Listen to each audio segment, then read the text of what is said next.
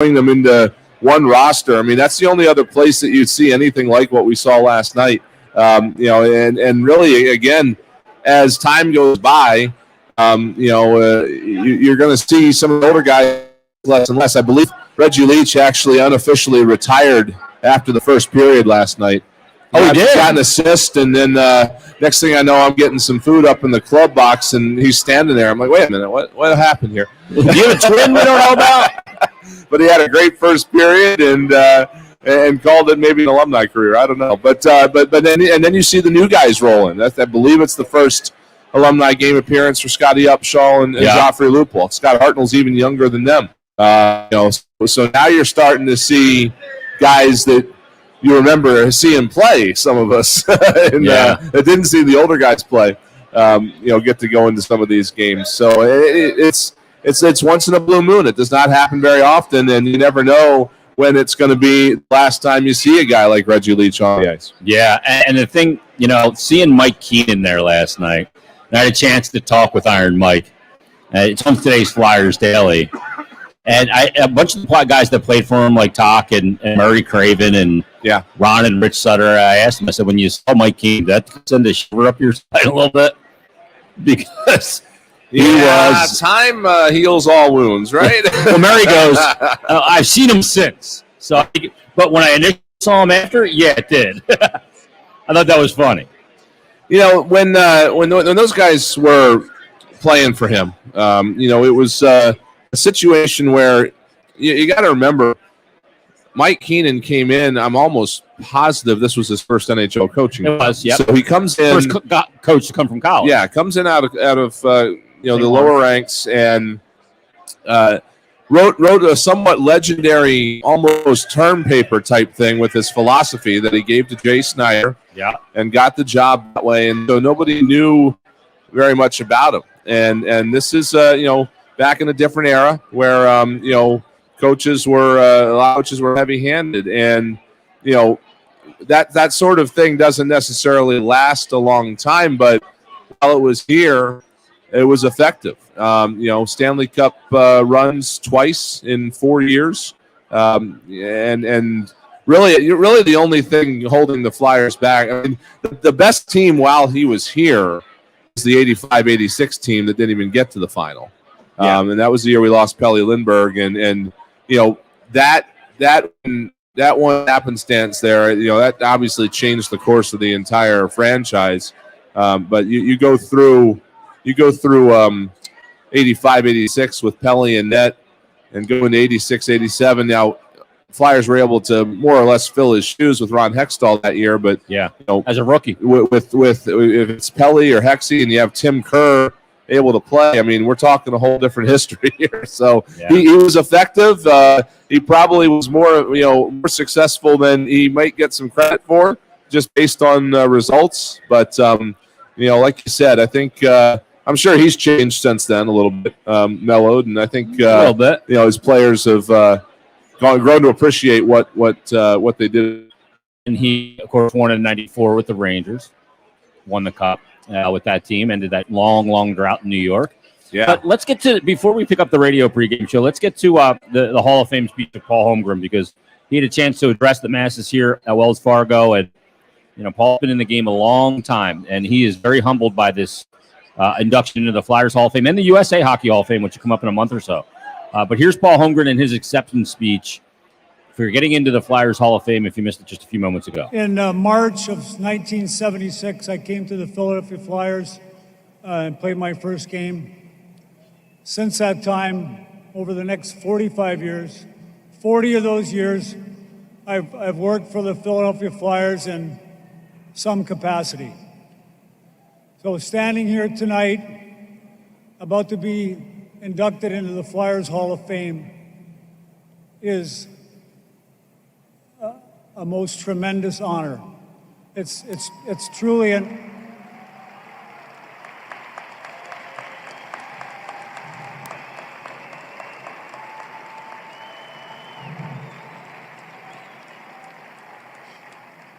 for me, it's truly an honor of a lifetime, and it's beyond my wildest dreams.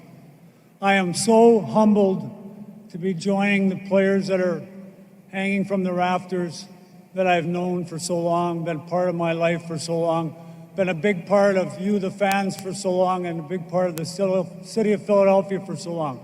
I am so honored to be going in with those guys.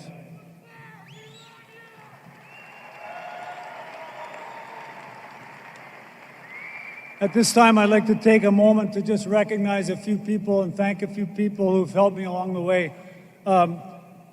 First of all, Mr. Snyder.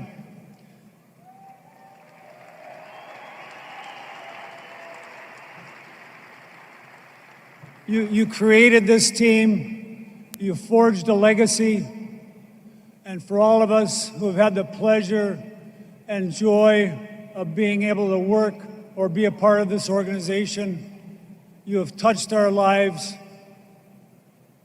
to such an impeccable level. And we miss you all. We all miss you. We all miss you.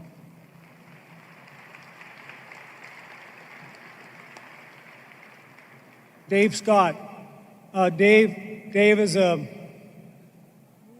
thank you for putting the trust in me to do the job that I've done over the last few years at the highest level. I valued our friendship. I have confided in you on many of what was going on with me, and you've been a true friend. And Dave, moving forward, I trust that you will continue to take care of the Flyers family.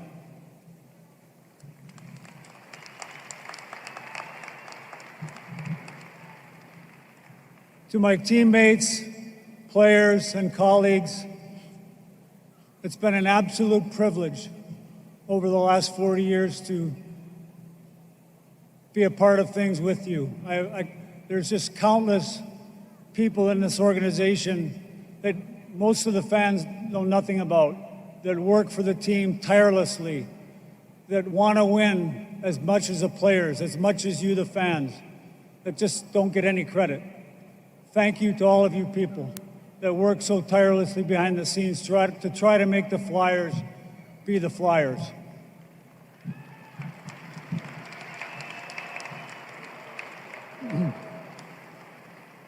To Bob Clark, I've known Clarky for 45 years. He's probably my greatest friend.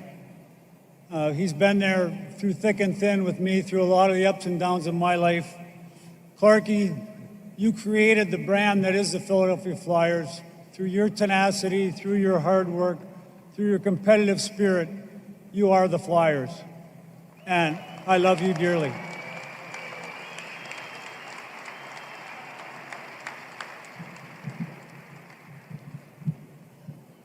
To my family, bear with me if I get a little emotional on this one. Thank you for all the love and support you've given me over the years. You know, without the sacrifices my family has made for me, I would not be standing here today, and I don't know that I can ever repay you back, ever repay you. My wife, Doreen, has been a rock in my life for so many years, and 2 of my children are with me tonight, and 6 of my grandkids. I love them dearly, and they are the rock of my life right now.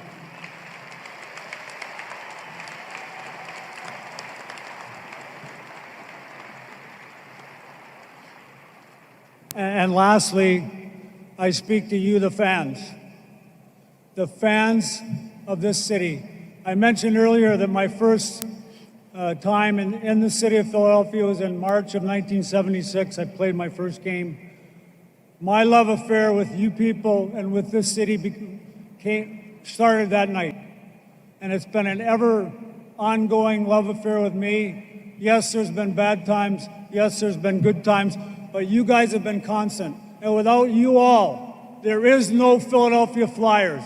The Flyers fans are the greatest fans in all of America.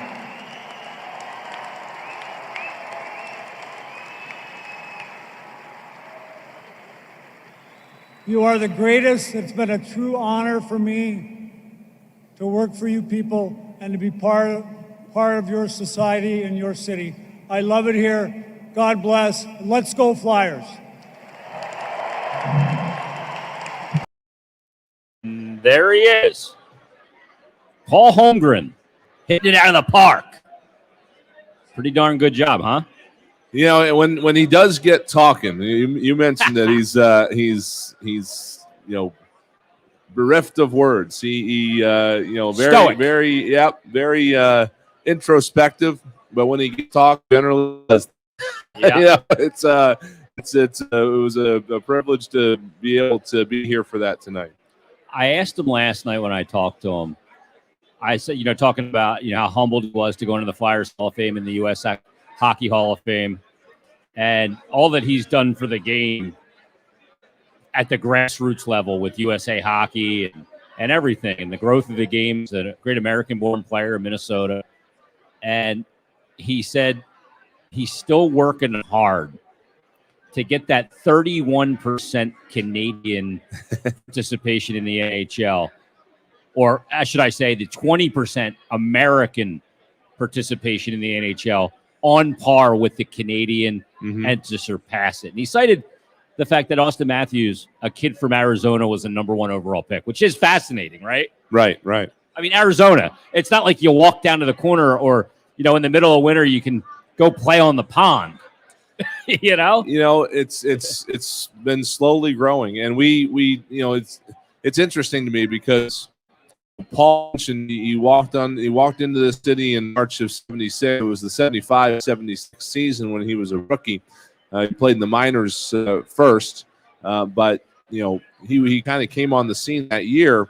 The 74-75 Flyers were the last NHL team to win the Stanley Cup with an entirely Canadian roster, and it's kind of fitting and representative, if you will, that Paul's time with the team kind of was the end of that. When you start to look at where the draft picks are coming from now, from around the country, I mean, I think we had a draft, I believe, 2 years ago. Perhaps the Flyers didn't take a Canadian player. Wow. You watch these first rounds, and it's just U.S. National Development Program, U.S. National Development Program, over and over and over again. USHL guys coming in. The path, the path that has become so popular to combine USHL with collegiate. These kids, they go to they go into the U.S. juniors. They're able to come out of U.S. juniors at age 20 and enter college as a 20-year-old freshman. Now, this isn't the draft. We have to welcome in our radio audience. Yes, we do. Radio audience, welcome. Welcome to the Flyers pregame show. Right through it. We're streaming right through. We're streaming the pregame show. Flyers and Calgary Flames tonight here, Hall of Fame night. Rick Todd and Brian was just talking about Paul Holmgren and USA Hockey and all the things that he's contributed there. As Paul Holmgren and Rick Tocchet were just inducted into the Flyers Hall of Fame, and so many great Flyer names from many a decade. Every decade represented. Joe Watson was here last night. Of course, Joe was here. Jimmy Watson. Yep. And we saw, from the 70s, Bob Clark, Bill Barber, Reggie Leach. I mean, think about these names, right? Yep. And you get into the 80s, and Iron Mike Keenan's in the house. Murray Craven, Ron and Rich Sutter. Tock, of course, played in the 80s. So did Paul Holmgren. Paul played in the 70s as well. Yeah. You looked at Pelly Eklund was in the building last night. I talked to Pelly Eklund. It was awesome. And then you get into the 90s and all the names there. Lindros, LeClaire. And then the 2000s, Upshaw, Lupul, Hartnell, Briere. Some of these guys played beyond 2010, obviously, and into the next decade. But, I mean, you're seeing all these represented. And by the way, not for nothing, but I got to give a big stick tap to Brad Marsh for putting it all together. I mean, come on. Absolutely. Brad Marsh, of course, one of the last Flyers to play without a helmet. Second to last NHLer. Yep. And so he goes back. McTavish was the last, but he goes back to the 70s. So that means he goes back to the 70s. Bridges all kinds of eras, and he's come here into this organization and bridged all kinds of eras with the alumni. Everything that he has done here to bring the alumni in and make a difference. It's not just about bringing guys back and playing a hockey game. They're able to go out and do things like with the Flyers Warriors and with their bike program that they've got for disadvantaged children. All this stuff that they've been able to put together has all been engineered by Brad. So kudos to him for just a fantastic couple of days here. His energy's off the charts. He couldn't accomplish what he accomplishes without having the energy of a 14-year-old. Yeah, and that's what he has. And he may tell you he was exhausted, but awesome event. Now, game tonight. Speaking of the Sutter brothers, their brother will be on the bench. There's 3 Sutters in the building tonight. Yeah, there's half of them, right? Yeah. Is that half of them? There's 5 that played in the league, and there's 6 brothers. There's 6 total, right? And they all claim he was the best hockey player in the family. Right. Yep. Was his name Murray? Or I can't remember. Murray is a Howe. I know that, but I don't know if there was a Murray Sutter or not. But yeah, it's rare that you get them all together like this, and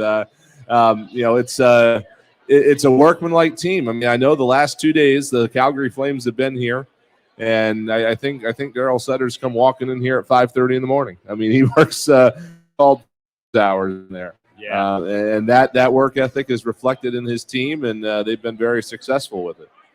And he'll be on the bench tonight for Calgary. Flyers are looking to avenge a loss in probably their poorest performance of the year. It was that 4-0 defeat in Calgary, the last game of that 3-game Western Canada trip.